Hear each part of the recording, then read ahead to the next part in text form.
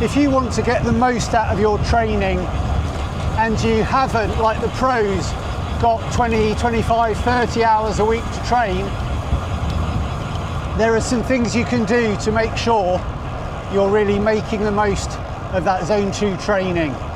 Good afternoon and welcome back to Forest Velo on this sunny autumn afternoon.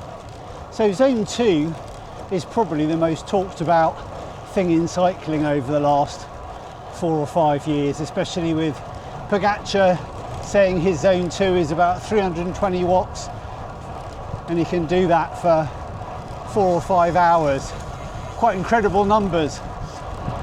Zone 2, or long, slow, steady miles, are the bread and butter of amateur cyclists and professional cyclists alike. You can't get super fit if you don't do long, steady rides. Keep watching the video to find out my tips on how to make the most of that training. Well, we've probably heard the adage before, the bigger the base, the bigger the pyramid, the higher you can go in your fitness, which is true. And you really do need to do, as I found out recently, a lot of Zone 2 training and a lot of volume. If you haven't seen my video on plateauing, check it out. I'll drop it at the end of this video so you can see that too. So one of the first things you need to do is make sure you are working at Zone 2, or that low steady state effort, which is below your first lactate threshold. And what is that? Well, basically it's the point where your body produces lactate all the time when you're exercising, even when you're in general life, and you can generally clear it pretty quickly and pretty easily if you're working at a very low intensity.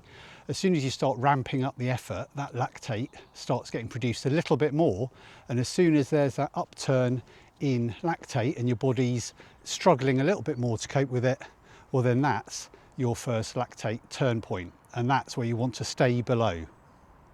And how do you know when you're below it? So as long as you're not working too hard, keeping it nice and steady, a nice even pace, you can chat, you can breathe through your nose maybe, your heart rate's not too elevated, that's Zone 2. And if you've worked out your zones, you should have a pretty good idea where your Zone 2 sort of range is, or below. So that's the first thing you need to master. And the basic idea of Zone 2 is to do as much of it as you can. And the current rule of thumb is that 80% of your riding should be around Zone 2. So if you're doing 10 hours in a week, 8 hours of it should be pretty easy, steady Zone 2 riding.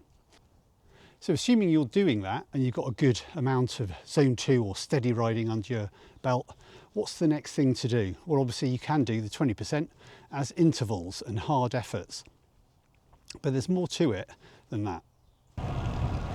And if you're enjoying this content, don't forget to click that like button and subscribe if you haven't already for more content like this.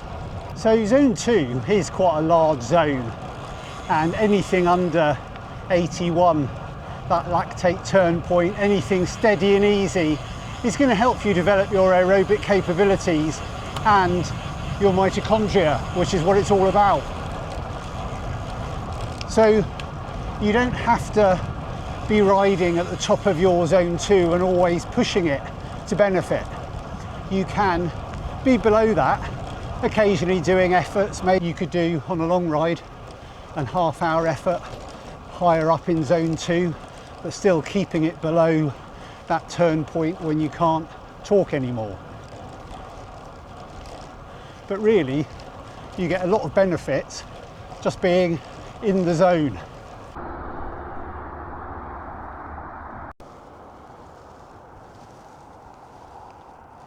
So unfortunately, we're not all Pogačar. We're not going to manage 320 watts for 5 hours, but keeping Zone 2, whatever your Zone 2 is, for as long as possible is effective. The whole point of it is to tire out the slow twitch muscles, and you can only do that by doing it for a long time.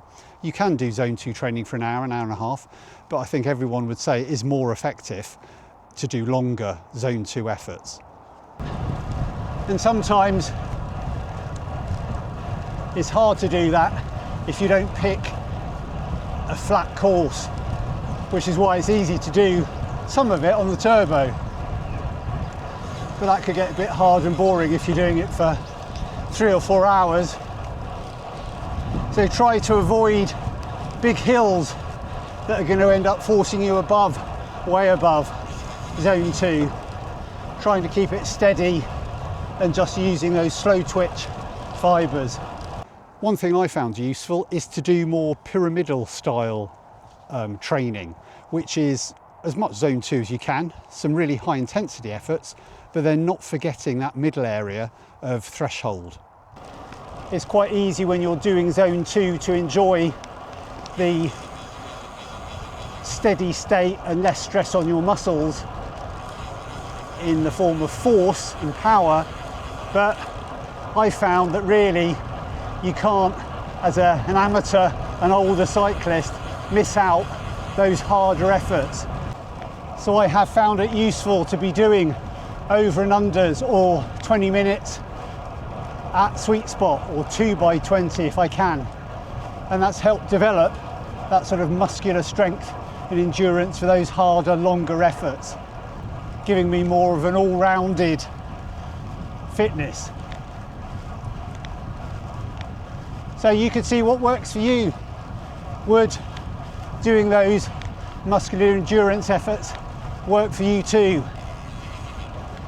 How have you found your zone 2 training? Don't forget to drop it in the comments below.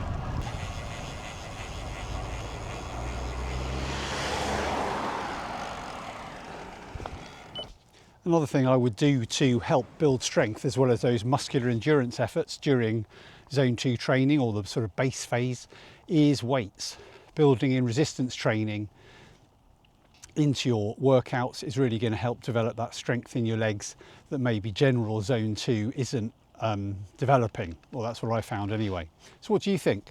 If you've got any good comments about zone 2 training or how you've used it to get fitter, don't forget to drop it in the comments below.